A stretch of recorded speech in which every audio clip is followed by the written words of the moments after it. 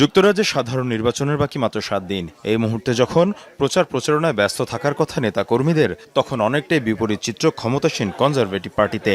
Vote যত এগিয়ে আসছে, বাড়ছে রক্ষণশীলদের মাঝে দলীয় কোন্দল।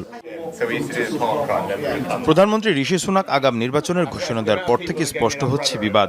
এখন পর্যন্ত তার দল কনজারভেটিভ পার্টির ৭৮ জন এমপি ঘোষণা দিয়েছেন নির্বাচনে অংশ না নেয়ার। এ তালিকায় রয়েছেন সাবেক প্রধানমন্ত্রী থেরেসা মে, মন্ত্রিসভার বেন ওয়ালেস কিংবা মাইকেল গভের মতো নেতারাও।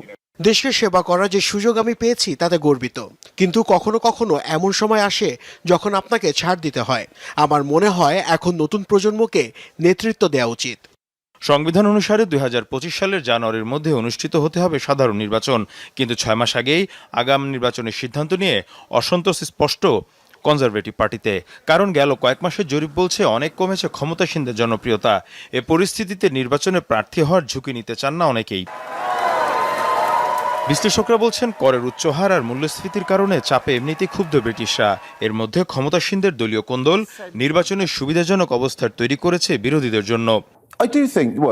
হঠাৎ করে নির্বাচনের এমন ঘোষণা দেওয়াটা কনজারভেটিভ পার্টির জন্য বড় ধাক্কা। দলীয় নেতারা বলছেন তারা প্রস্তুত নন। যখন তার দল, নেতা এবং উপদেষ্টারা তৈরি নন, তখন সেই মুহূর্তে নির্বাচন আয়োজন করাটা দলের জন্য বড় চ্যালেঞ্জ হয়ে দাঁড়াতে পারে। ব্রিটেনের সাধারণ মানুষ অর্থনৈতিকভাবে চাপে রয়েছে। এ কারণেই এই নির্বাচনে লেবার পার্টি সবচেয়ে বেশি জোর দিয়েছে এই ইস্যুতে। আমাদের একমাত্র লক্ষ্যই হলো অর্থনৈতিক সংকট দূর করা। আশা করছি সাধারণ মানুষের সমর্থন এ কারণেই পাবো আমরা। ২০১০ সাল থেকে যুক্তরাজ্যের ক্ষমতায় কনজারভেটিভরা, তবে কয়েক বছর ধরে নেতৃত্ব নিয়ে সংকট চলছে দলটিতে। ব্রেক্সিট সহ নানা ইস্যুতে ২০১৯ সালে 10 ডাউনিং স্ট্রিটের দায়িত্ব ছাড়েন থেরেসা মে। তার ৩ বছর পর প্রধানমন্ত্রীর পদ ছাড়তে বাধ্য হন বরিস জনসন। এরপর দায়িত্ব